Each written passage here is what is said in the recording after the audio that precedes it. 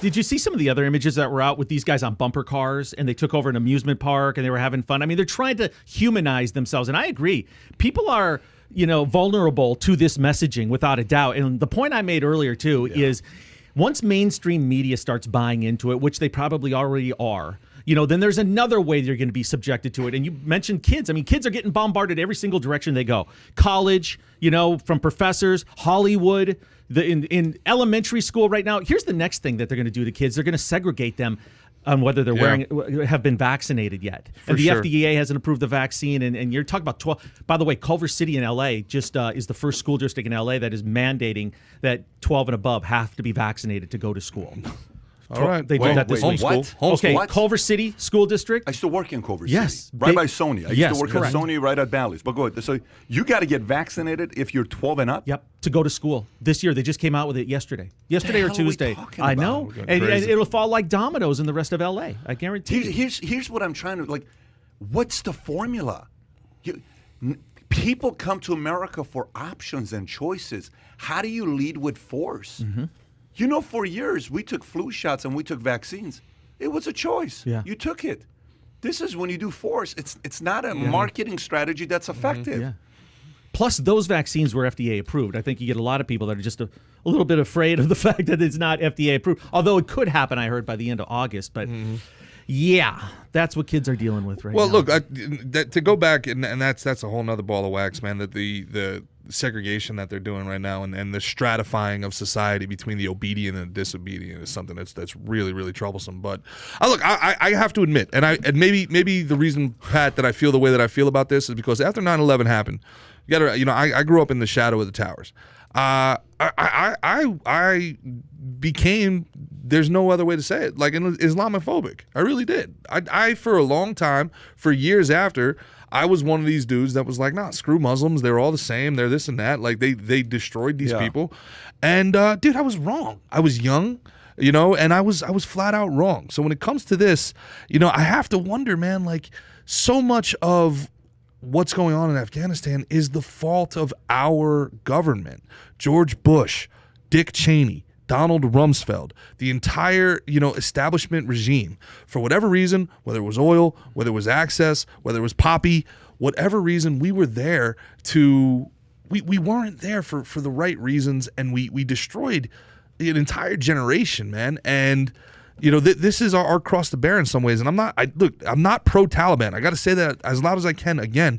But I also don't want to fall into that same category of we're the good guys, they're the bad guys. We're on the side of righteousness, they're on the side of evil. You know what? We have to have some enemies, right? Because right now, I mean, we do have legit enemies, but no one is hearing about that. And if you're a kid, the messaging you're hearing, and if you're a vulnerable person, is the only enemy is someone that doesn't believe in what you believe politically. Or maybe socially. Yeah. That is the only enemy, and that is the only message these people hear. We don't talk about threats to this country and the legit enemies that we have. I am way more worried about the fox in the hen house than I am about the Taliban 6,000 miles from me. I have to be honest. I am way, way, way more concerned about Ivy League professors than I am about the Taliban right now. I am way, way, way more concerned about media executives inside my own country than I am about the Taliban. So you're worried about shaping up the mindset. I am. So you're more worried about that commie professor than you're worried about the Taliban. No doubt about it.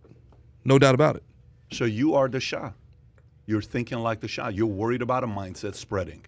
Is what you're worried about. I am worried about things that I think that we can control. So here's a question for you. I got a question for you. Okay. Historically, do you know how the communist membership has done? Have you ever studied how the communist membership has done? In the United States. Have you looked at the numbers? Yeah. What have you noticed? What have you found? That when times are bad, membership goes up. When times are good, membership goes down. Flat out. And by the way, how bad is a drop-off when times are good? Yeah. It's almost to the point where they have to make times bad. Of course. To recruit. But when the times are great, what happens to their membership? They fall away. They fall away how bad? Is it by 5% or like 80%? Yeah, everybody grows up essentially. Everybody grows up 80%. Okay, let me ask you a question. Percentage-wise, go from 1930, 1940. When did Karl Marx start really creating momentum? What year? Well, Karl Marx was the 19th century, but yeah, I would say the Bolshevik Revolution, end of World War I. So let's just go from there. Let's go 20s. Yeah. Okay, let's go 20s, 30s to today. Okay, go 20, 30s till today. Percentage-wise of communism membership in U.S. Is it the same today as it was 90 years ago? It's an interesting question. Percentage-wise? Yeah. Okay. I'm not talking number. I'm asking percentage. Yeah, it's an interesting question. Yeah. It's probably lower. Okay. But I think it has way more people in the mainstream sympathetic to the ideals. Sympathetic is different, but there are a lot of sympathetic people. You know, moms are sympathetic to, but, you know, it's okay. You know, you should forgive them. It's okay. It's okay to be sympathetic. But the membership has declined. Yeah. Is that a fair thing? I would think it has. I mean, listen, yes. USSR is no or longer it's rebranded. The actual Communist Party. China is now got an element of capitalism in it. It's the government that's communism that wants to control the narrative. But the business, you can go out there and make money in China. Yeah, it's feudal, but yeah. Okay, so all I'm saying to you is the idea of communism has gradually lost momentum. Is that fair? Percentage-wise? Yes. Okay, so now let me flip the question on you. Here's a question for you. Go from 40 years ago, 1981, to today. 1981 to today. Taliban, Hezbollah, extremist, any of those, like not Muslim, the religion, that's the biggest. I'm not talking the religion. Yeah. I'm not talking about the people that you deal with who are Muslim, who are peaceful, loving, caring. They're just like, how are you a Muslim? Yeah. I'm a Muslim. I follow some of the stuff that Prophet Muhammad talked about. But has the Taliban, Hezbollah, ISIS, have they increased in the last 40 years? Yes. Percentage-wise? Absolutely. Is it by a small percentage or is it by a big percentage? Well, it's by a big percentage, and a lot of that's our doing. So what I'm saying, I don't disagree, but their number one enemy in the world is America. Because everything America stands for, they don't stand for. Everything America stands for, they don't stand for. They want to do whatever they can for everybody who represents the westernized mindset to be taken off of the face of the earth. Anything to do to get rid of them. Point I'm trying to make to you is the one you're worried about sometimes is proven that it doesn't work. They're just a bunch of people that are going around, you know, crying, whining, well, it's not fair. Let me tell you that these capitalists, all they want to do is put people to work, and it's like slavery, and it's this. The ultimate slavery is communism. Let's face it. That's the ultimate slavery.